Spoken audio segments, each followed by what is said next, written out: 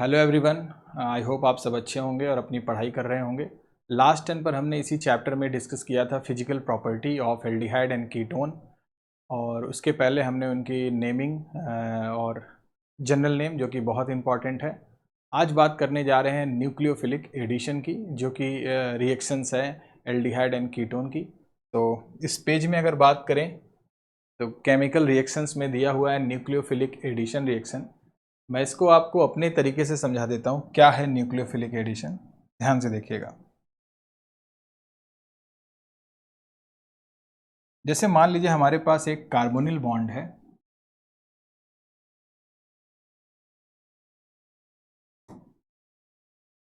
और न्यूक्लियोफाइल आ रहा है अटैक करने, ठीक है।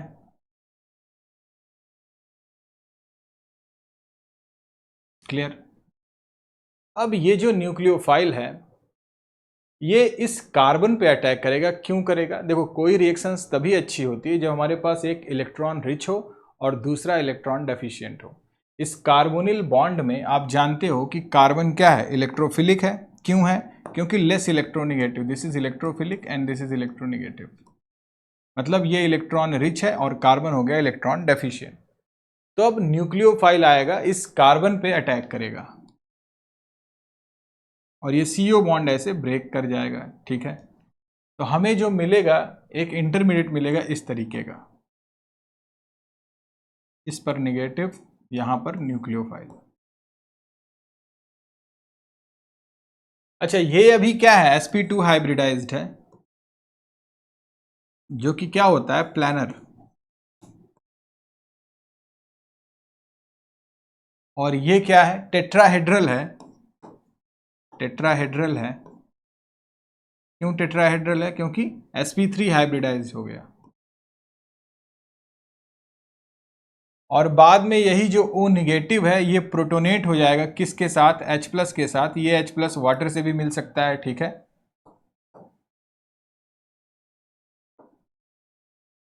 ये देखिए, तो सिंपली अगर आप कंपेयर करो रिएक्टेंट और प्रोडक्ट में क्या चेंजेस आ रहे हैं तो आप देखेंगे हमारा यहाँ पर कार्बोनिल का C था और ये O था, ठीक है।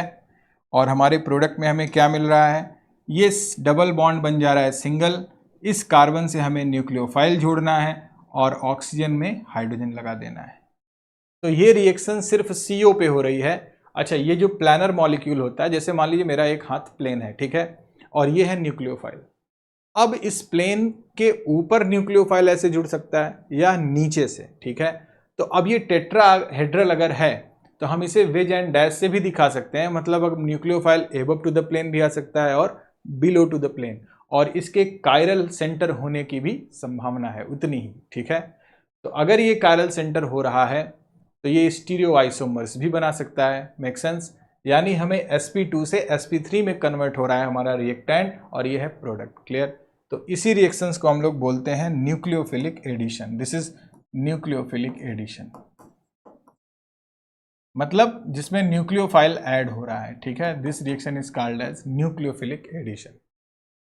अगर हम NCERT को पढ़ें तो देखिए यहां पर दिया गया है, contrary to electrophilic addition reaction observed in alkene, the aldehyde and ketone undergo nucleophilic addition। और यहाँ हमें इसकी एक मैकेनिज्म देखने को मिली है। क्वेश्चंस बराबर आते हैं CBSE में कि आपको न्यूक्लियोफिलिक एडिशन को एक्सप्लेन करना है विद मैकेनिज्म, तो आप यही एग्जाम्पल लिख सकते हो, ठीक है। क्या हो रहा है? Nucleophile attacks the electrophilic carbon atom of the polar carbonyl group. CO group एक पोलर ग्रुप है जिसमें कार्बन हमारा इलेक्ट्रोफिलिक होता है और न्यूक्लियोफाइल आया, इलेक्ट्रोफिलिक कार्बन पे अटैक किया, ठीक है। आगे लिखा हुआ है perpendicular to the plane of sp2 hybridised orbital of carbonyl, यानी उसके परपेंडिकुलर अटैक कर सकता है। The hybridisation of carbon change from sp2 to sp3, जिसे हमने कर लिया है। और हमें क्या मिलता है? टेट्राहेड्रल एल्कोक्साइड इंटरमीडिएट, ठीक है, is produced. This intermediate captures a proton from the reaction medium to give the electrically neutral product. The net result is what? ये देखिए, इसे हमने भी किया है। ये नेट रिजल्ट की बात कर रहा है। क्या करना है नेट रिजल्ट में? न्यूक्लियोफाइल को कार्बोनिल के कार्बन से जोड़ना है और ऑक्सीजन को हाइड्रोजन से, ठीक है। ये यहां पर लिखा हुआ है। अब आगे दिया गया है रिएक्टिविटी। मैं रिएक्टिविटी को एक बार पढ़ देता हूं।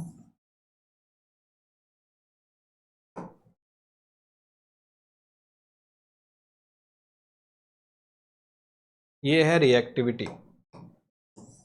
तो रिएक्टिविटी को भी मैं अपने तरीके से एक्सप्लेन कर दे रहा हूं, फिर मैं इसको पढ़ देता हूं, ठीक है। चलिए, रिएक्टिविटी की बात करें, अगर रिएक्टिविटी की अगर बात करें तो रिएक्टिविटी को हम दो तरीके से एक्सप्लेन कर सकते हैं, ठीक है। एक इफेक्ट है स्टेरिक हिंड्रेंस,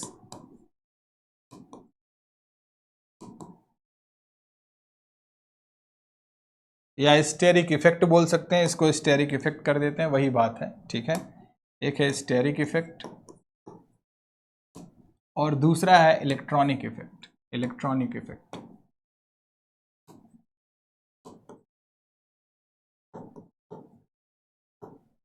बात करें अगर स्टेरिक इफेक्ट की, तो मैं तीन सबसे फेमस वाले लेता हूं कार्बोनिल। जैसे मान लो ये मेरा फॉर्मल्डिहाइड है, ये मेरा एसिटल्डिहाइड है और ये मेरा एसीटोन है, ठीक है। मैं अभी डिस्क्राइब कर रहा हूं इसको on the behalf of steric effect, इसके हिसाब से इसको एक्सप्लेन करना है। चलिए, स्टेरिक का मतलब होता है कि अगर न्यूक्लियोफाइल इस कार्बोनिल के कार्बन पे अटैक करने आ रहा है, मान लीजिए यहाँ पर, तो अब ये कार्बन छोटा होना चाहिए, मतलब इसके आसपास जो ग्रुप्स लगे हों वो बहुत लाइट होने चाहिए, बल्कि ग्रुप नहीं होना चाहिए। तो न्यूक्लियोफाइल के पास एक अच्छा स्पेस मिलेगा अटैक करने का, ठीक है। तो अब छोटा और बड़ा कैसे डिफाइन करेंगे? जनरली जब एल्काइल ग्रुप्स लगे होते हैं कार्बोनिल कार्बन से, तो उसे बल्कि मानते हैं, उसे बड़ा मानते हैं, जबकि हाइड्रोजन्स जो लगे होते हैं वो सबसे छोटे एलिमेंट्स होते हैं, आपको पता है। तो जब छोटा ग्रुप होता है तो न्यूक्लियोफाइल के पास एक अच्छा चांस होता है अटैक करने का। तो अगर हम इस कार्बोनिल को देखें तो इस कार्बोनिल से दोनों साइड हाइड्रोजन्स लगे हैं, तो ये सबसे छोटा है स्टेरिक के हिसाब से, तो न्यूक्लियोफाइल यहाँ सबसे बढ़िया अटैक करेगा। क्लियर है? अब आते हैं CH3CHO। चलिए, यहाँ पर एक साइड एक बल्कि ग्रुप है जबकि दूसरी साइड हाइड्रोजन लगा हुआ है, तो थोड़ा बहुत इससे कम होगा, पर इससे तो बेहतर ही है, क्योंकि हमारे पास क्या है, एक साइड एक बड़ा है और एक साइड छोटा ग्रुप है। यहां अगर बात करें तो दोनों साइड हमें क्या मिले हैं, बल्कि ग्रुप मिले हैं, और जब बड़ा ग्रुप होता है तो न्यूक्लियोफाइल का अटैक उस कार्बन पर सबसे कम होगा। इसीलिए हम कहते हैं कि formaldehyde is more reactive than acetaldehyde and acetaldehyde is more reactive than acetone, ठीक है। तो ये कहानी है इसके रिएक्टिविटी की स्टेरिक इफेक्ट के हिसाब से। अब आते हैं इलेक्ट्रॉनिक इफेक्ट। देखिए, ध्यान से सुनिएगा। जैसे मान लो मैं कार्बोनिल ग्रुप हूं, ठीक है, जैसे कार्बन हूं और मेरे दो हाथ लगे हुए हैं, ठीक है। अब ये दोनों ग्रुप्स जो मेरे से डायरेक्टली जुड़े हुए होंगे, अगर ये डोनर्स हैं, अगर ये इलेक्ट्रॉन को डोनेट कर रहे हैं, तो मेरे पे इलेक्ट्रॉन बढ़ेगा, ठीक है।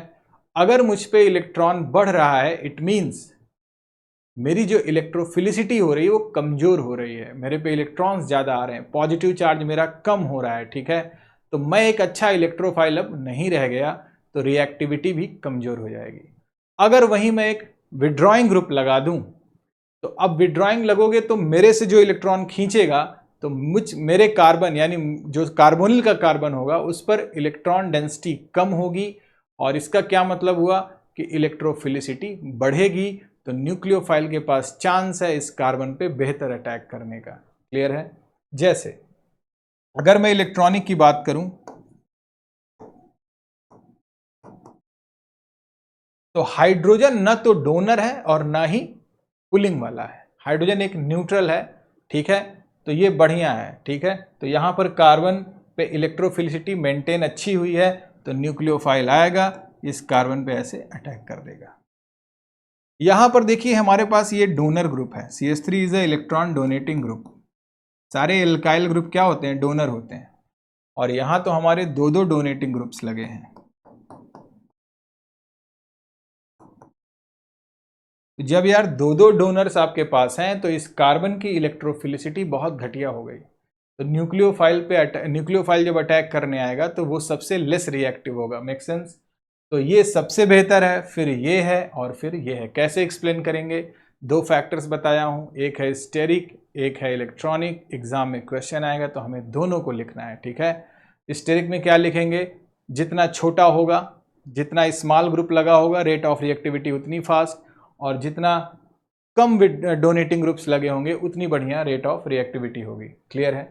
तो ये है reactivity of aldehyde and ketone, ये हो गया है। अच्छा, नीचे एक क्वेश्चन दिया गया है, कह रहा है कि would you expect benzaldehyde is to be more reactive और less reactive in nucleophilic addition reaction than propanal. ये है मेरा बेंजल्डिहाइड।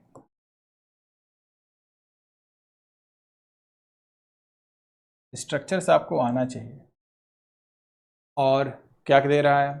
प्रोपेनल दे रहा है। प्रोपेनल क्या होता है? ये होता है CH3 CH2 CHO। अब मैं पढ़ देता हूं। कह रहा है कि the carbon atom in the carbonyl group of benzaldehyde is less electrophilic than carbon of the propanal. ये कह रहा है ये वाला जो कार्बन होता है ये लेस इलेक्ट्रोफिलिक होता है, less electrophilic, less E+, less electrophilic than the carbon atom of carbonyl group present in propanol. अब the polarity of the carbonyl group is reduced in the benzaldehyde due to resonance। अब देखिए ये जो CO है और ये जो benzene का डबल बॉन्ड है ये अल्टरनेट है, तो रेजोनेंस दिख रहा है ना? देखिए ना, रेजोनेंस है, यानी ये कुछ ऐसे ब्रेक होगा। अगर आप इसको ड्रॉ करें रेजोनेटिंग स्ट्रक्चर तो ये बनेगा,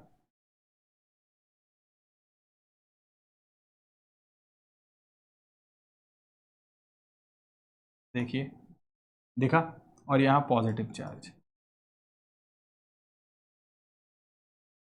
इस कार्बन को देखिए आप, इसने क्या किया? रिंग की इलेक्ट्रॉन को खींच लिया, है ना, वाया रेजोनेंस। ठीक है, रेजोनेंस के थ्रू इसने क्या किया? बेंजीन के इलेक्ट्रॉन को अपनी तरफ खींच लिया। तो जब ये इलेक्ट्रॉन को खींचा तो यहां देखिए डबल बॉन्ड आ गया, पाई बॉन्ड आ गया, तो इलेक्ट्रॉन डेंसिटी इस कार्बन की कुछ बढ़ गई। अब जब इलेक्ट्रॉन डेंसिटी बढ़ गई तो इलेक्ट्रोफिलिसिटी क्या हो गई? कम हो गई। और इलेक्ट्रोफिलिसिटी कम होने का क्या मतलब हो गया? कि न्यूक्लियोफाइल का अटैक अब कम होगा प्रोपेनल के कंपैरिजन में। यहां कोई रेजोनेंस नहीं है, न्यूक्लियोफाइल आएगा इस कार्बन पर अटैक कर देगा, और यहां पर थोड़ा सा कम है, लेस रिएक्टिव हो जाएगा। अगर हम प्रोपेनल की कंपैरिजन किससे करें?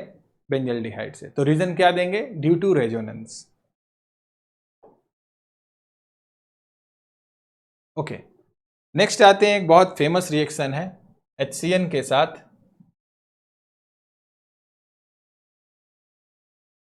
पहले मैं इसको पढ़ देता हूं, फिर मैं अपने तरीके से इसे एक्सप्लेन कर देता हूं।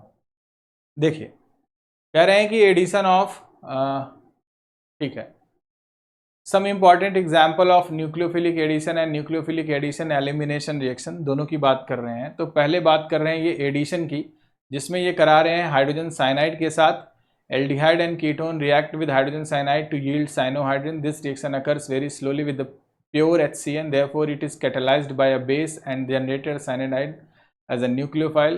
Being a strong nucleophile, radially adds to carbonyl compound to yield corresponding cyanohydrin। चलिए थोड़ा सा मैं इसको समझा देता हूं, ध्यान से देखिएगा। HCN एक वीक एसिड है, ठीक है। HCN क्या है? एक वीक एसिड है। क्यों वीक एसिड है भाई? क्योंकि ये एक ऑर्गेनिक एसिड है। ऑर्गेनिक का मतलब ऐसे एसिड्स जो जिसमें कार्बन हाइड्रोजन होंगे, दैट इज कॉल्ड ऑर्गेनिक। तो ये एक वीक एसिड है। आपको पता है कि वीक एसिड लेस डिसोसिएट होते हैं। तो ये जब डिसोसिएट होता है, नॉर्मली अगर मैं HCN को डिसोसिएट कराऊंगा तो बनाएगा H++CN-, ठीक है, ऐसे टूटेगा। अच्छा, ये एक वीक एसिड है तो हमें प्रोटॉन कम मिलता है। अब CN- भी उतना बढ़िया नहीं होगा, लेकिन अगर इसी चीज को मैं बेसिक मीडियम में करा दूं तो बेस क्या होता है? वो हाइड्रोजन को ग्रैब करता है। अगर मैं यहीं OH आयन ले लूं तो OH क्या करेगा? इस H को निकाल देगा इन फॉर्म ऑफ H2O, और हमें CN- एक अच्छा स्ट्रॉन्ग न्यूक्लियोफाइल मिल जाएगा। क्लियर है? तो अब जब मेरे पास एक न्यूक्लियोफाइल हो गया है तो हम क्या करेंगे? यहां से देखिए, मैं ऐसे कर देता हूं। HCN था अपने पास, इसको जब मैंने बेसिक मीडियम में लिया तो क्या बना देगा? H2O बना जाएगा ये, और ये CN-। This CN- will be my nucleophile. अब मैं क्या करूंगा? एल्डिहाइड या कीटोन आप कुछ भी ले लीजिए। अब इसकी रिएक्शन में साइनाइड आयन से करा रहा हूं तो न्यूक्लियोफिलिक एडिशन में हमने सीखा था न्यूक्लियोफाइल क्या करता है, कार्बन पे जुड़ेगा, ये बॉन्ड टूट जाएगा,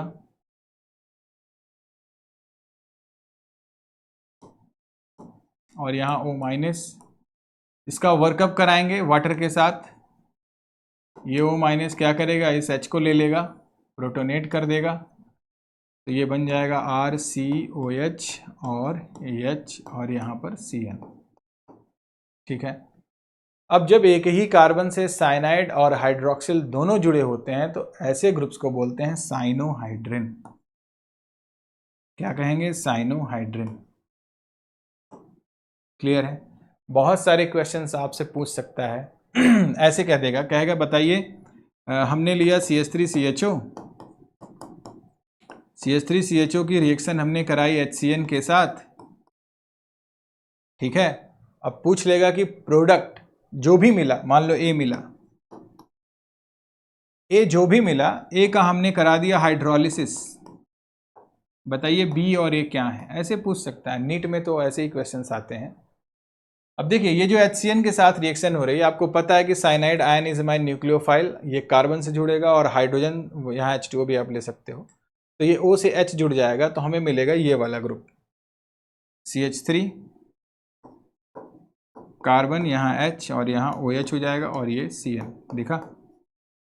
और हमने लास्ट क्लास में पढ़ा था साइनाइड का हाइड्रोलिसिस क्या बनाता है, कार्बोक्सिलिक, तो ये CH3, ये OH, यहाँ H और ये COOH। ऐसे बहुत सारे क्वेश्चंस आपसे पूछ सकता है। ऐसे पूछ लेगा number of stereo isomer in A and B are different, same, ऐसे पूछ लेगा। तो देखो ये कायरल है, 4 डिफरेंट कनेक्टिविटी हैं, ये भी कायरल है, 4 डिफरेंट कनेक्टिविटी हैं, दोनों में एक ही कायरल सेंटर है, तो दोनों के प्रोडक्ट्स भी एक एक स्टीरियो आइसोमर्स बना सकते हैं। ठीक है। और ऐसे भी क्वेश्चंस बनेगा, कहेगा बताइए A to B जा रही है रिएक्शन, एल्डिहाइड से जो भी प्रोडक्ट बनेगा, कहेगा स्टीरियो आइसोमर बढ़ रहे हैं या नहीं, तो आप देख रहे हो यहाँ 0 कायरल सेंटर है, यहाँ पे हमें कायरल सेंटर मिल रहा है, तो स्टीरियो आइसोमर्स बनेंगे प्रोडक्ट्स में। ठीक है, इसको ऐसे करेंगे। तो ये था हमारा पहला वन HCN के साथ। नेक्स्ट आते हैं सोडियम हाइड्रोजन सल्फाइड, ये और भी प्यारी रिएक्शन है, आइए इसको देख लेते हैं। देखो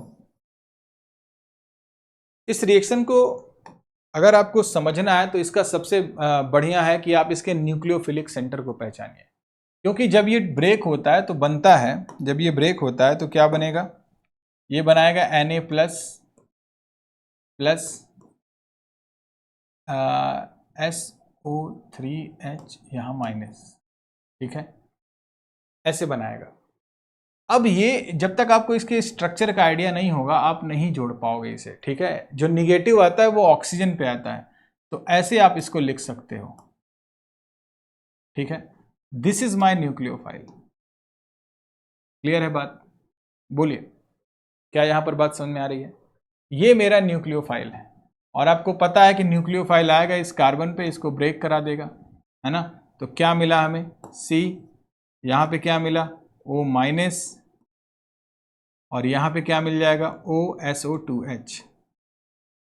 ठीक है, ये जो हमें मिल रहा है, अब यहाँ प्रोटॉन ट्रांसफर होगा। प्रोटॉन ट्रांसफर क्या है भाई, यहाँ आप Na लिख सकते हो, Na प्लस साल्ट।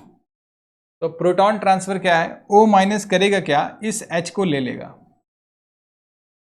तो ये बन जाएगा OH, देख सकते हैं आप, ये देखिए ये OH हो गया, और ये क्या मिल गया हमें OSO2 Na का क्रिस्टल मिल गया। ठीक है, this is called bisulphide addition. Clear है। अब क्या कह रहा है, the sodium hydrogen sulphide add to aldehyde and ketone to form addition products, the position of the equilibrium lies largely to the right hand side for most aldehyde and to left for the ketone. कह रहा है कि अगर हम aldehyde ले लेंगे तो equilibrium forward जाएगा, रिएक्शन बढ़िया होगी, लेकिन अगर हम कीटोन ले लेंगे तो वही बैकवर्ड जाने लगती, लेफ्ट हैंड साइड में जाएगा। कारण क्या है, तो यार इसका सीधा सा मतलब ये है कि अगर आप कीटोन ले लेते हो तो वो थोड़ा सा स्टेरिक ग्रुप्स लगे होते हैं, बल्कि इन साइज होता है ना, तो वो फॉरवर्ड में कम फेवर करता है। तो अगर हम एल्डिहाइड लेंगे तो छोटे ग्रुप्स होंगे, आप समझ सकते हो, कीटोन के कंपैरिजन में, इसलिए रिएक्शन कैसी जाती है, फॉरवर्ड। रीजन यहाँ दे रखा है ड्यू टू स्टेरिक रीजन, ठीक है, जो अभी हमने डिस्कस किया है। The hydrogen sulphide addition compound is water soluble and can, हाँ ये वाटर सॉल्यूबल है क्योंकि हाइड्रोजन बॉन्ड बना लेगा, OH ग्रुप यहाँ प्रेजेंट है। फिर कह रहा है can be converted back to the original carbonyl compound by treating it with dilute mineral acid और एल्केलाई। मतलब अगर हम इसे किसी बेस के साथ या किसी एसिड के साथ ट्रीट कराएंगे इस क्रिस्टल को, तो ये हमें फिर से उसी एल्डिहाइड या कीटोन में मिल जाएगा। और ये एक तरीका है प्योर एल्डिहाइड को प्यूरिफाई करने का, सेपरेट करने का, है ना। This is useful for the separation of purification of aldehyde. थोड़ा सा ये बहुत इंपॉर्टेंट बात है, इसको समझ लेते हैं कैसे। ध्यान से देखिए, आई थिंक ये रिएक्शन आपको समझ में आ गई। पहले ये ब्रेक करेगा इस न्यूक्लियोफाइल में, इस न्यूक्लियोफाइल को आपको इस फॉर्म में लिखना है। ये तभी लिख पाओगे जब इसके स्ट्रक्चर का आइडिया होगा। O- आएगा, इस कार्बन पे अटैक करेगा, ये ब्रेक करके O- Na+ और ये SO2H बनाएगा। अब प्रोटॉन का एक्सचेंज हो जाएगा, ट्रांसफर होगा, तो ये हो जाएगा OH और वो हो जाएगा SO2Na, ठीक है। इस रिएक्शन को हम दोबारा इसमें ले जा सकते हैं by treating them with any mineral acid, ठीक है, या एल्केलाई मीडियम में।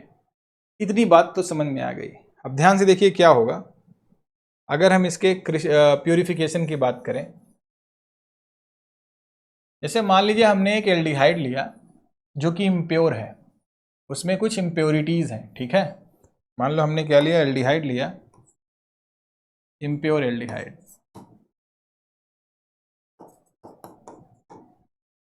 अब इस इम्प्योर एल्डिहाइड का हमने क्या किया, सोडियम बाइसल्फाइड के साथ रिएक्शन करा लिया और हमें एक क्रिस्टल मिल गया जो कि ये है बाइसल्फाइड क्रिस्टल, ठीक है। ये हमें मिल गया बाइसल्फाइड क्रिस्टल।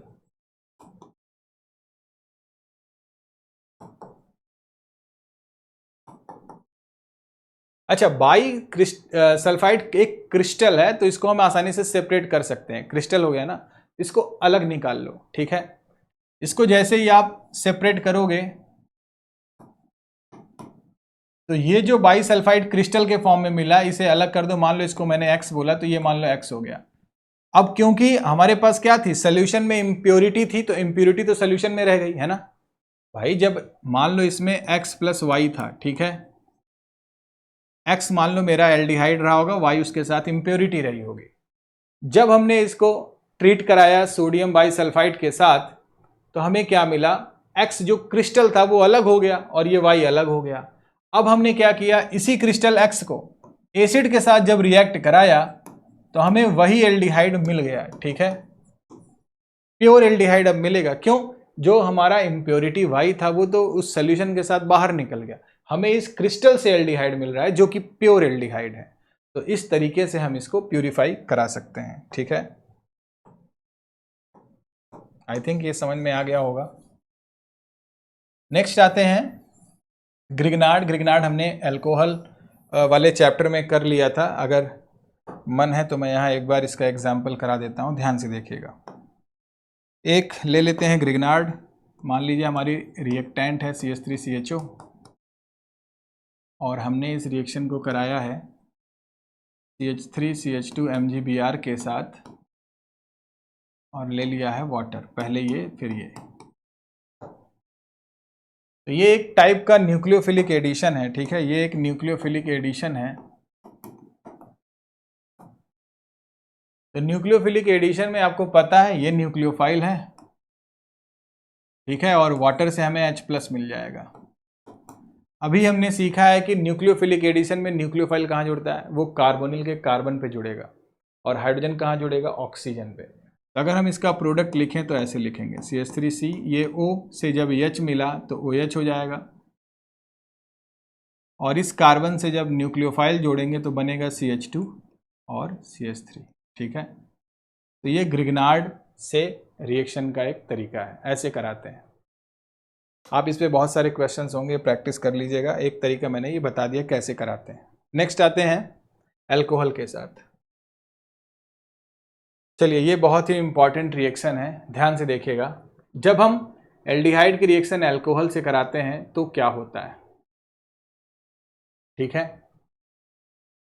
आइए इस रिएक्शन को थोड़ा सा समझ लेते हैं। जैसे मान लीजिए मेरे पास एक एल्डिहाइड है,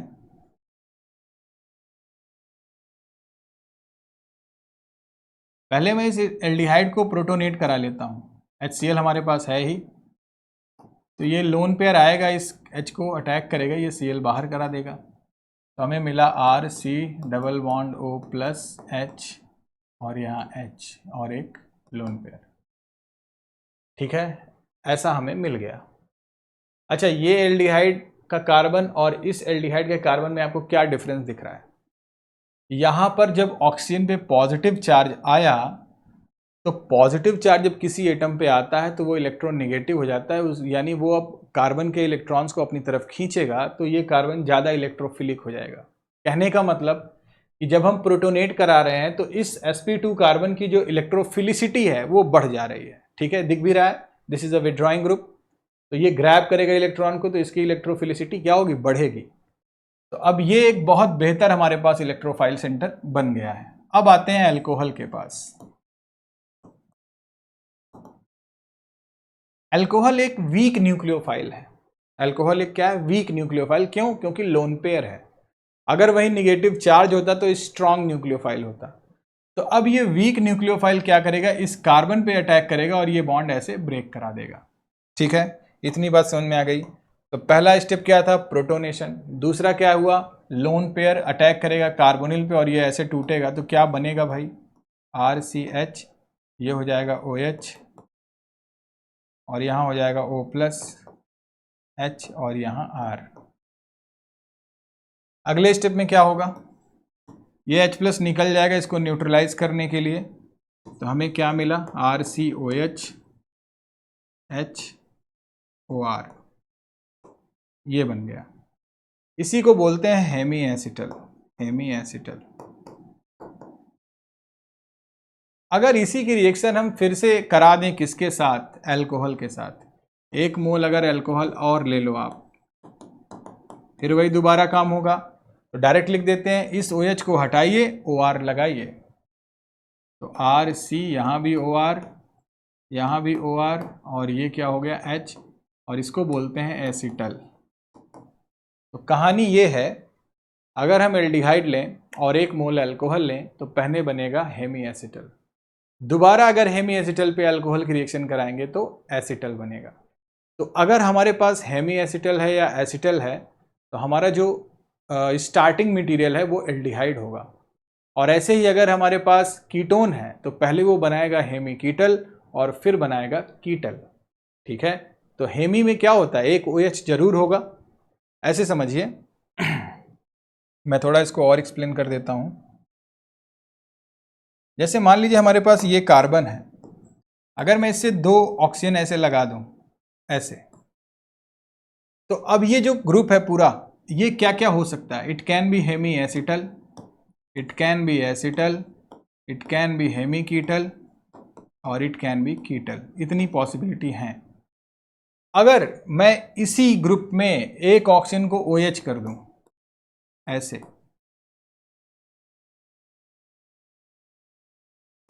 मैं क्या कर दूं? इसे OH कर दूं, तो जब आप इसे OH कर रहे हो ना, तो अब इसे बोलेंगे हेमी। क्या बोलेंगे? हेमी। तो अब या तो ये हेमी एसिटल होगा या तो हेमी कीटल होगा। क्लियर है बात इतनी? अब एसिटल और कीटल को कौन डिफाइन करेगा? ये दोनों वैलेंसीज। क्या बात क्लियर है? अगर मैं इन दोनों में से किसी एक को हाइड्रोजन कर दिया, किसी एक को क्या कर दिया? हाइड्रोजन, इसका मतलब ये आया होगा एल्डिहाइड से। ठीक है, और अगर दोनों कार्बन हो गई तो मेरा हो गया कीटोन, और कीटोन क्या बनाएगा? हेमी कीटल कीटल, और एल्डिहाइड क्या बनाएगा? एसिटल और हेमी एसिटल। क्लियर है? तो इसको ऐसे पहचानते हैं।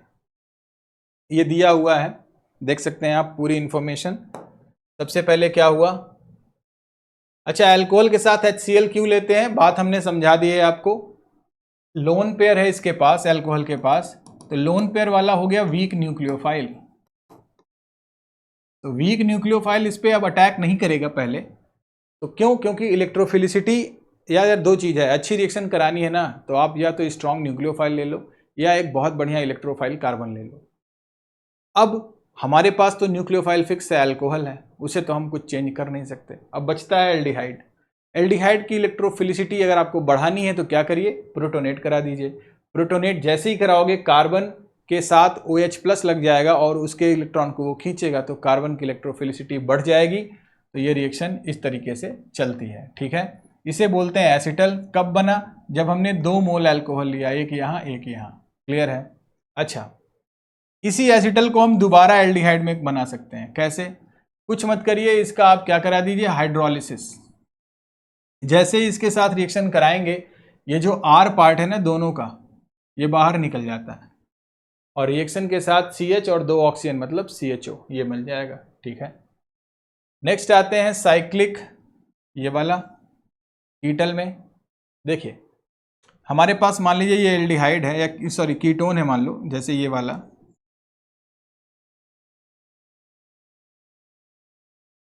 हम क्या कर रहे हैं, इस एथिलीन ग्लाइकोल को इस फॉर्म में लिख दे रहे हैं। ऐसे ऐसे लिखोगे ना, थोड़ा आपके लिए आसान हो जाएगा। अच्छा, एग्जाम में कैसे तुम्हें पता चलेगा कैसे लिखना है, ये प्रैक्टिस से आएगा। जब आप इस तरह की चीज़ों को इस तरीके से बार बार लिखोगे ना, तो एग्जाम में आपको वो क्लिक करेगा कि हाँ मैंने ऐसे लिखा था। तो यहाँ से अब तुम्हें समझ में आ जाएगा क्या करना है, वाटर का लॉस कराना है। वाटर का लॉस कैसे होगा, एक ऑक्सीजन इसका, 2 हाइड्रोजन इसके, निकाल दीजिए। तो क्या बन गया, देखिए 2 डबल बॉन्ड था, ऐसे कर दीजिए V शेप में ऐसे, और क्या कर दिए, दोनों CH2 को इसी के साथ ऐसे जोड़ दीजिए, ये भी CH2 और ये भी CH2। तो हमें मिल गया एथिलीन ग्लाइकॉल कीटल, ठीक है। और जब इसी एथिलीन ग्लाइकॉल कीटल की रिएक्शन हम डाइल्यूट HCl के साथ कराते हैं, यहाँ भी देखिए H+ के साथ था, एसिड के प्रेजेंस में इस रिएक्शन को ले जाओगे तो R- बाहर, ऐसे यहाँ पे भी अगर मैं H+ के साथ करा दूंगा तो ये जो CH2 वाला पार्ट है इतना, ये बाहर हो जाएगा यार, ये जो पार्ट है ये बाहर हो जाएगा, इतना वाला हिस्सा बाहर हो जाएगा, बचता है 2 ऑक्सीजन और ये बन जाएगा, ठीक है। इसका बहुत यूज़ है आगे, मुझे लगता है इसमें दिया होगा, नहीं दिया है तो मैं बता देता हूँ, नहीं दिया है। ऐसे आता है, ध्यान से देखिएगा कैसे इसका यूज है। जैसे मान लो कि मेरे पास मान लो एक ये कीटोन है, जैसे मान लो ये कीटोन है और यहाँ मैंने ले लिया एस्टर, और हमें बनाना है ये वाला कंपाउंड, ये बनाना है यार, ठीक है। सोचो कैसे हो सकता है। अब तुम्हें पता है कि एस्टर जब रिड्यूस होता है तो प्राइमरी अल्कोहल बनाता है, इतना तुम्हें पता है, मान लो इतना तुम्हें पता है। This is ester, ester reduce होगा तो क्या बना देगा, primary alcohol. This is 1 degree alcohol. कौन कराता है, स्ट्रॉन्ग रिड्यूसिंग एजेंट, सबसे फेवरेट क्या है, LiLH4। तो जब हम LiLH4 यूज में लाएंगे तो ये एस्टर को प्राइमरी अल्कोहल बना देता है, ये सबको पता होता है। But at the same time ketone भी कन्वर्ट होता है सेकेंडरी अल्कोहल में, बट यहाँ पर वो सेम हो जा रहा है। अब क्या करें, तो सबसे पहले क्या करिए, इसको प्रोटेक्ट कराइए। किसके साथ कराएंगे रिएक्शन, ग्लाइकॉल के साथ, एथिलीन ग्लाइकॉल के साथ। तो जब हम इसके साथ कराएंगे तो हमारा कीटोन जो है ऐसे प्रोटेक्ट हो जाता है, ठीक है। और ये एस्टर ऐसे मैं लिख दिया। अब यूज में लाओ LiLH4, LAH लिख दे रहा हूँ in short, lithium aluminium hydride. तो ये क्या करेगा, इस साइक्लिक कीटल को तो नहीं छेड़ेगा, और लेकिन ये एस्टर को बना देगा प्राइमरी अल्कोहल।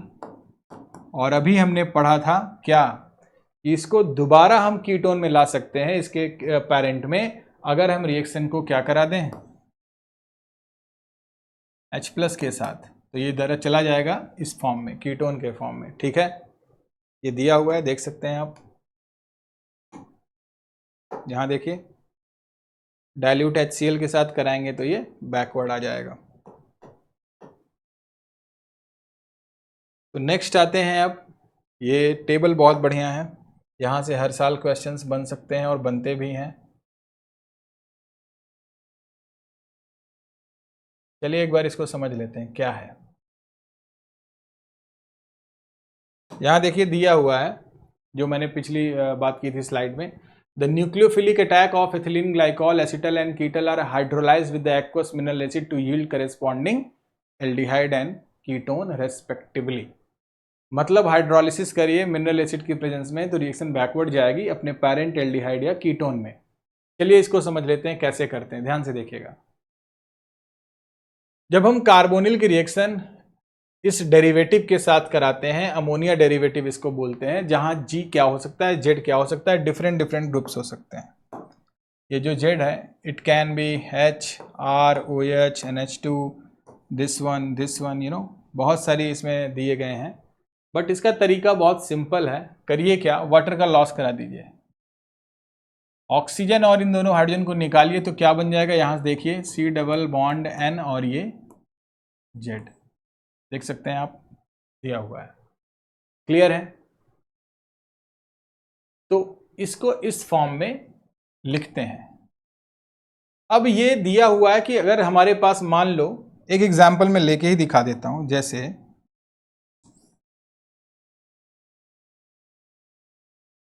जैसे मान लीजिए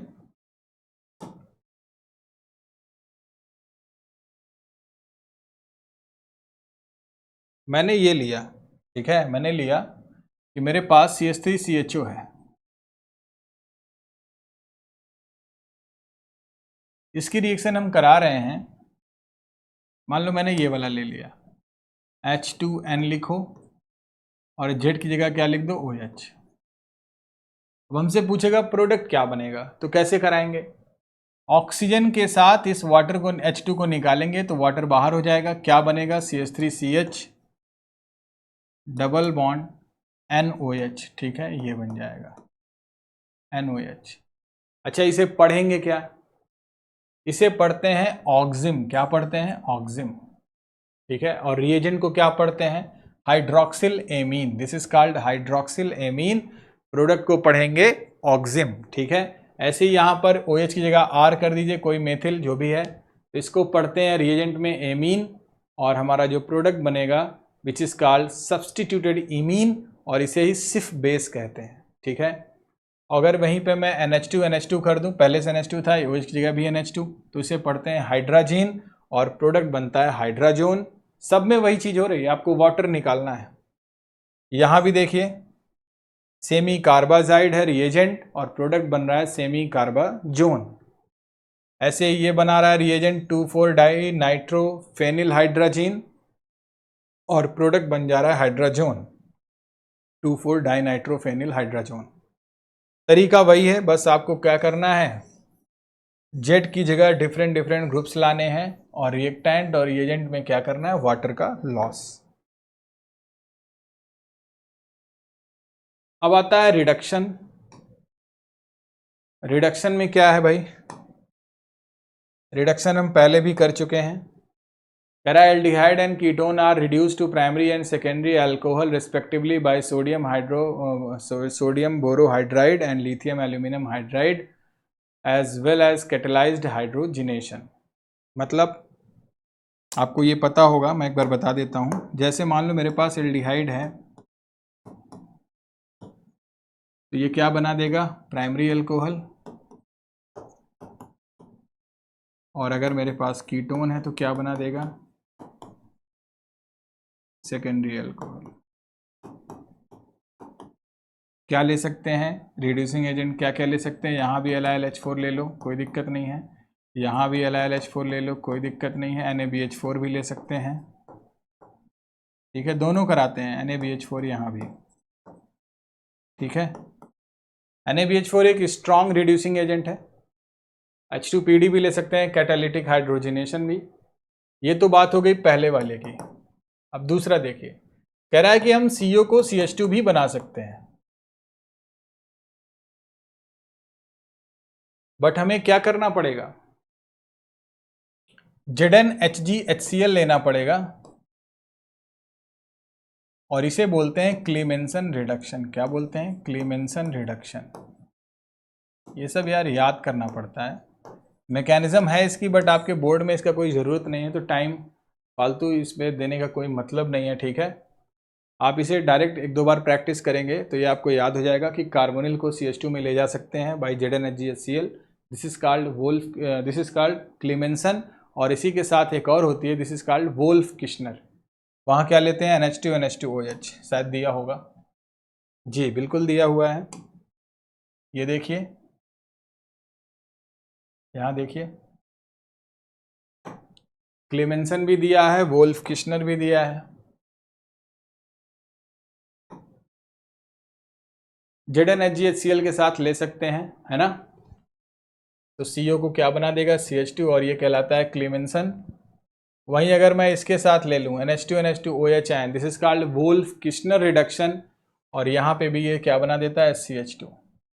इसको जानने की कोई ज़रूरत नहीं, इसको सीख भी चुके हैं, क्या करना है, वाटर का लॉस करा दीजिए तो ये बनता है, ठीक है, इसे हाइड्रोजीन शायद बोलते हैं। नेक्स्ट आते हैं ऑक्सीडेशन पे।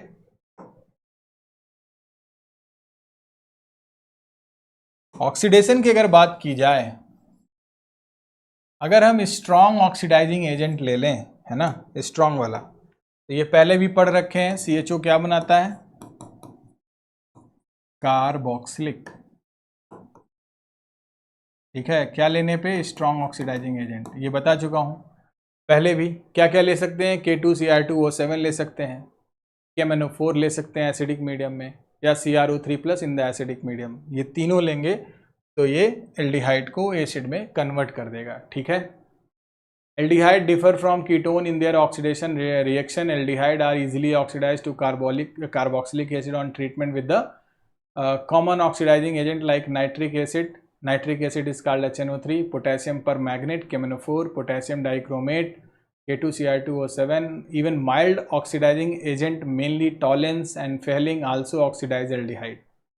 तो ये नया आया है यहाँ पर, टॉलेंस और फेहलिंग, इसकी बात करेंगे आगे। तो कहने का मतलब ये है कि CHO को ऑक्सीडाइज करा सकते हैं कार्बोक्सिलिक में, स्ट्रॉन्ग ऑक्सीडाइजिंग एजेंट में, लेकिन कीटोन को कैसे कराएंगे, ये थोड़ा सा अलग बात है। तो कह रहा है ketone are generally oxidise under vigorous condition, that is strong oxidising agent and it elevated temperature, their oxidation involve carbon carbon cleavage. हाँ, थोड़ा सा ये देखिए कैसे करते हैं, जैसे ये मेरा कीटोन है ना, अब दो चीज हो सकती है यार, या तो जैसे मैं मान लो CO बॉन्ड हूं, तो अब या तो मेरे ये वाले हाथ से इसको ब्रेक करो, या तो ये वाले से। मान लो अगर मैं इस 1,2 बॉन्ड से ब्रेक करता हूं, मान लो मैं क्या कर रहा हूं, यहां से ब्रेक कर रहा हूं, मैं इसको और जूम कर देता हूं, ठीक है, ऐसे कर देता हूं। अगर मैं इसको यहां से ब्रेक किया तो देखो क्या बनेगा, इतने पार्ट में जब OH जोड़ोगे आप तो कार्बोक्सिलिक ये वाला बनेगा, R-CH2 C double bond OH। हमने क्या ब्रेक किया है, C1C2 bond, this is C1C2 bond, R-CH2COH, R-CH2COH, ये वाला। अच्छा, ये वाला कैसे बनेगा, आप देखो ध्यान समझना, इसी कार्बन को तुम्हें कार्बोक्सिलिक बनाना है तो इट शुड बी RCOOH, देखा, RCOOH। ये तब मिला जब हमने C1C2 को ब्रेक किया। ऐसे ही हम C2C3 को भी ब्रेक कर सकते हैं, कैसे करेंगे ध्यान से देखिए, इसका आपको स्क्रीनशॉट लेना हो ले सकते हैं, मैं इसको डिलीट करके यहाँ से ब्रेक करके सिखाता हूँ। चलिए, मान लीजिए मैं यहाँ से ब्रेक कर रहा हूँ, तो जो लेफ्ट में CO मिला, अगर इसको कार्बोक्सिलिक बनाएंगे तो ये मिलेगा। अच्छा, राइट वाले को क्या करना है, इसी कार्बन को कार्बोक्सिलिक, तो R-CH2, sorry C double bond OH हो जाएगा ये,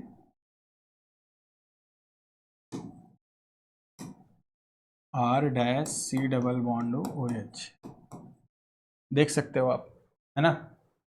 तो ये तरीका है, और कह रहा है कि carbon carbon cleavage and afford mixture of carboxylic acid having lesser number of carbon atom than the parent ketone. तो पैरेंट कीटोन से कम नंबर का कार्बन एटम में हमें कार्बोक्सिलिक मिलता है। यहाँ पर हमें डिफरेंट टाइप के कार्बोक्सिलिक मिल रहे हैं, ठीक है। कौन सा ज़्यादा होगा कौन सा कम, इसकी बात यहाँ तो बिल्कुल नहीं लिखी है और ना ही मैं अभी इसको एक्सप्लेन करूँगा। क्यों? क्योंकि हम डिस्कस कर रहे हैं एनसीईआरटी की लाइन बाय लाइन, और जब इसका जिक्र यहाँ नहीं है तो टाइम देने का इस पर कोई मतलब नहीं है। हाँ, नीट और जेई में अगर बनता है तो वहाँ ये चीज़ बताई जाती है, और जब हम पढ़ाएंगे नीट के लिए तो वहाँ डिस्कस करेंगे। ठीक है, नेक्स्ट आते हैं टॉलेंस पे।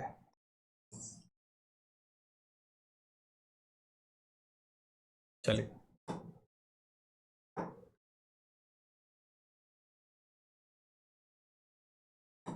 टॉलेंस टेस्ट क्या है? टॉलेंस टेस्ट एक टेस्ट है जहां पर हम एल्डिहाइड और कीटोन को डिस्टिंग्विश कर सकते हैं। अब इसमें एक रिएजेंट है जिसको बोलते हैं टॉलेंस रिएजेंट, और ये क्या होता है? Ammoniacal silver nitrate. ये वाला अमोनिकल सिल्वर नाइट्रेट कह रहा है कि on warning an aldehyde with a freshly prepared ammonical silver nitrate solution which is called tollens, a bright silver mirror is prepared due to the formation of silver metal. The aldehyde are oxidized to corresponding carboxylate. The reaction occurs in alkaline medium. ध्यान से देखिएगा, ये aldehyde है। अभी हमने पढ़ा था कि एल्डिहाइड को कुछ और माइल्ड वाले ऑक्सीडाइज कराते हैं, तो जब एल्डिहाइड ऑक्सीडाइज होता है तो कार्बोक्सिलिक बनाता है। बोलो, यही बनाएगा यार, क्योंकि ये हाइड्रोजन क्या है? एसिडिक है। This hydrogen is highly acidic.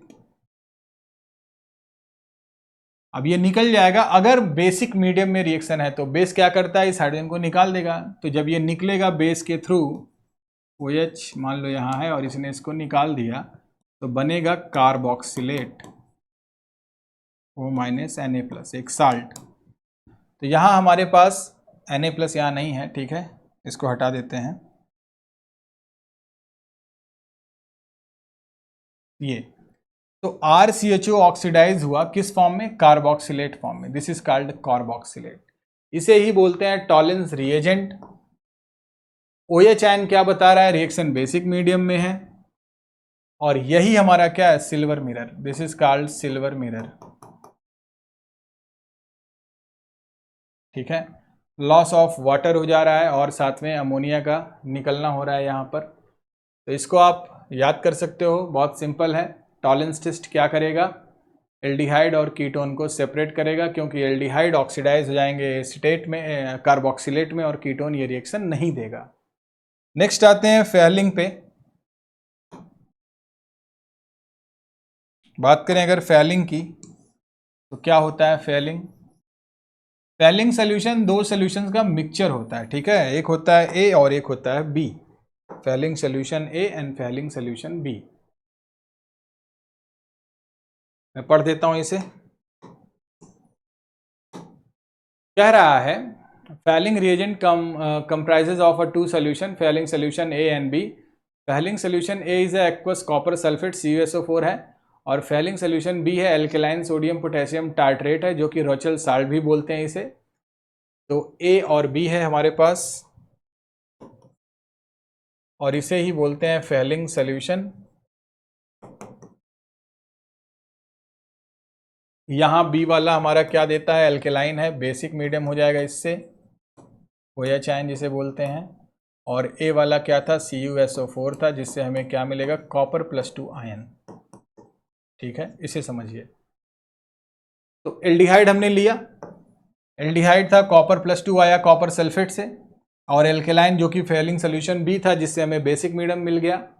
अब बात सिंपल है, एल्डिहाइड क्या होगा? कार्बोक्सिलेट में बन जाएगा, O-Na+, सॉरी O-, और ये निकल जाएगा Cu2O के प्रेसिपिटेट में, जिसे कहते हैं रेड ब्राउन प्रेसिपिटेट। ठीक है, अच्छा, खास बात ये है कि इसे हम एरोमेटिक और एलिफैटिक एल्डिहाइड में भी लगा सकते हैं। कैसे? एरोमेटिक वाले आप देखो नहीं दे रहा है, aromatic aldehyde do not respond to this test. मतलब अगर आपसे कोई कह दे कि how you can separate the acetaldehyde and benzaldehyde, कौन सा ऐसा टेस्ट है? तो बेंजल्डिहाइड एक एरोमेटिक एल्डिहाइड है, वाइल एसिटल्डिहाइड इज एलिफैटिक। तो हम यहाँ पर फेयरलिंग सोल्यूशन आसानी से यूज कर सकते हैं। ठीक है, तो ये तरीका है इसको सेपरेट करने का। नेक्स्ट आते हैं, this is very very important, इसे बोलते हैं हैलोफॉर्म रिएक्शन। ठीक है, हैलोफॉर्म रिएक्शन। या हेलोफॉर्म टेस्ट भी बोलते हैं। देखिए क्या होता है ये। देखिए मैकेनिज्म तो सीबीएसई ने दी नहीं है, तो मैकेनिज्म जानने से कुछ नहीं होना है यहाँ पर, तो सीधा रिएक्शंस को समझते हैं, ट्रिक समझते हैं कैसे प्रोडक्ट लिखना है। ध्यान से देखिएगा, कह रहा है कि एल्डिहाइड या कीटोन ले लो, बट वो वाला लो जहां कीटो मिथाइल मिल जाए। ये बहुत इंपॉर्टेंट लाइन है। COCH3 वाला कार्बोनिल ही यानी एल्डिहाइड या कीटोन ये टेस्ट देगा, पहली बात तो ये। अब खास बात ये है कि ये जो CH3 है यहां पर,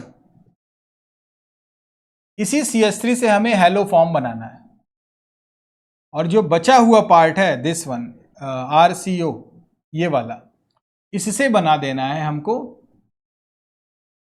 कार्बोक्सिलेट आयन। ठीक है, मतलब अगर मैं एक एग्जांपल ले लूं, जैसे मान लो मेरे पास है C2H5 C डबल बॉन्डो CH3 ये, और रिएक्शन को NaOH के साथ करा रहा है। अच्छा, यहां पर NaOH X2 भी ले सकता है ये, क्योंकि ये कंबाइन करके यही बनाएगा। ठीक है, अच्छा X क्या हो सकता है? X can be chlorine, bromine, iodine. अगर सोचो मैंने यहाँ क्लोरीन लिया तो हमें मिला क्लोरोफॉर्म, इसे ही हेलोफॉर्म बोलते हैं। This is haloform.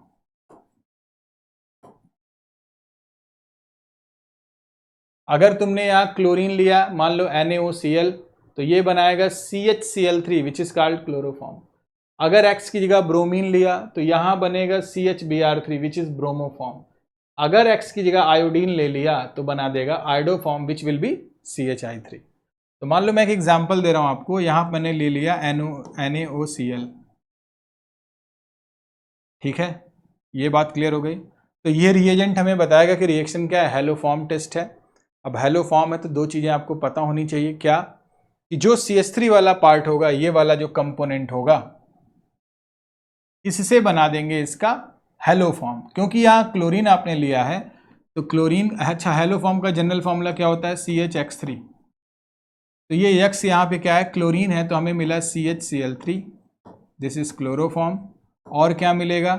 इतने का कार्बोक्सिलेट आयन जो बनेगा वो बनेगा C2H5 C double bond O minus Na+। क्या बात क्लियर है? तो ये इस रिएक्शन की क्रियाविधि है। ये एक दिया हुआ है क्वेश्चन, देखो ये डबल बॉन्ड को कुछ नहीं करेगा, बस इतने को इससे मतलब है, इतने को CH3 का बना देगा क्लोरोफॉर्म, ये ले लीजिए।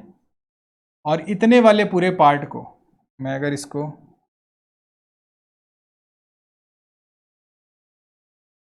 बताना चाहूं आपको,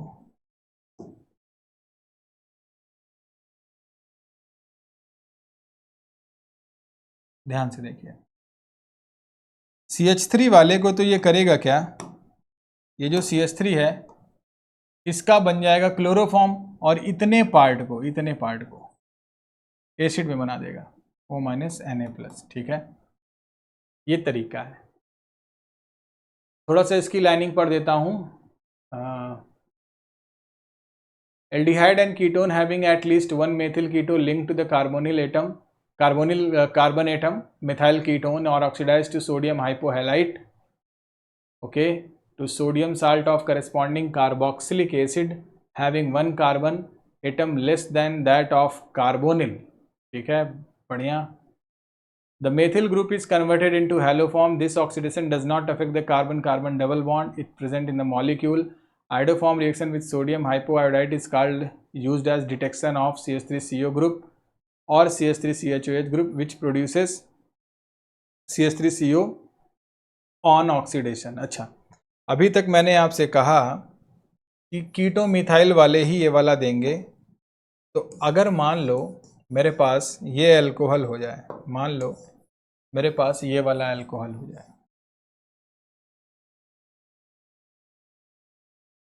ये वाला मान लो अल्कोहल हो जाए, CH3 CHOH, मान लो यहाँ मैंने कर दिया, क्या कर दूँ, H कर दूँ, प्राइमरी अल्कोहल है मान लो। ठीक है, तो ध्यान से देखिए क्या होगा, अगर मैं इस अल्कोहल को ऑक्सीडाइज करूं तो आपको पता ही एल्डिहाइड बनाएगा, तो इतना वाला ग्रुप एल्डिहाइड हुआ तो CH3COH हो गया। क्या यहां कीटो मिथाइल दिख रहा है भाई? तो क्या ये भी दे देगा हेलोफॉर्म टेस्ट? क्यों? इस अल्कोहल ने ऑक्सीडाइज करके जब एल्डिहाइड बनाया तो हमें ये क्या मिला, कीटोमिथाइल। और इसे कह रहा है कि आयोडोफॉर्म रिएक्शन विद सोडियम हाइपोआयोडाइड, मतलब NaOI3 के साथ। अगर मैं रिएक्शन को NaOI3 के साथ कराऊंगा तो ये एक ऑक्सीडाइजिंग एजेंट है O-I3, तो ये ऑक्सीडाइज करा देगा इसमें, और फिर ये आयोडोफॉर्म टेस्ट में क्या दे देगा, इसका आयोडोफॉर्म CH3 का CHI3 बन गया हमें आयोडोफॉर्म, और इतने का बन जाएगा एसिड, यानी CH3COO Na+। क्लियर है?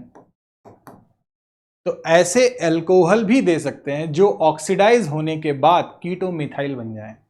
ठीक है, जैसे मान लीजिए मैं आपको कुछ देता हूं और आपसे पूछ लूं कौन सा इसमें हेलो फॉर्म देगा, तो एक मान लो मैंने ये लिखा,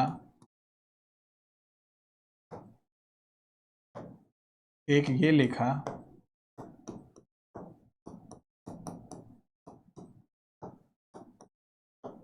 एक ये लिखा,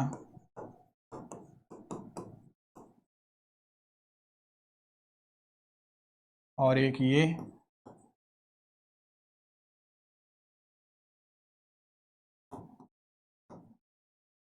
और मेरा क्वेश्चन है कि कौन सा इसमें हेलो फॉर्म टेस्ट देगा। तो अगर आपके पास एल्डिहाइड या कीटोन है तो ये वाला ग्रुप देखिए कीटोमिथाइल, जहां भी होगा वो दे देगा। तो यहां देखिए बिल्कुल है, यहां नहीं है, यहां है, और यहां अल्कोहल के केस में क्या देखेंगे, CHOH CH3, ये वाला, तो बिल्कुल यहां पर है, ये भी दे देगा। ठीक है, तो ऐसे इसको पहचानते हैं। अब ये CBSE में बहुत बढ़िया बढ़िया क्वेश्चंस आते हैं। मान लो ऐसे आपको कह दे, मान लो आपसे कह दे कि एक अल्कोहल ये है अपने पास,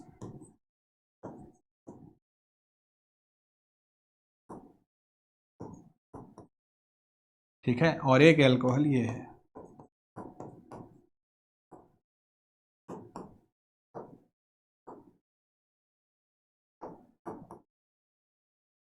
पूछेगा बताइए इसको कैसे हम डिस्टिंग्विश करेंगे, है ना, किस टेस्ट से इसको अलग करेंगे।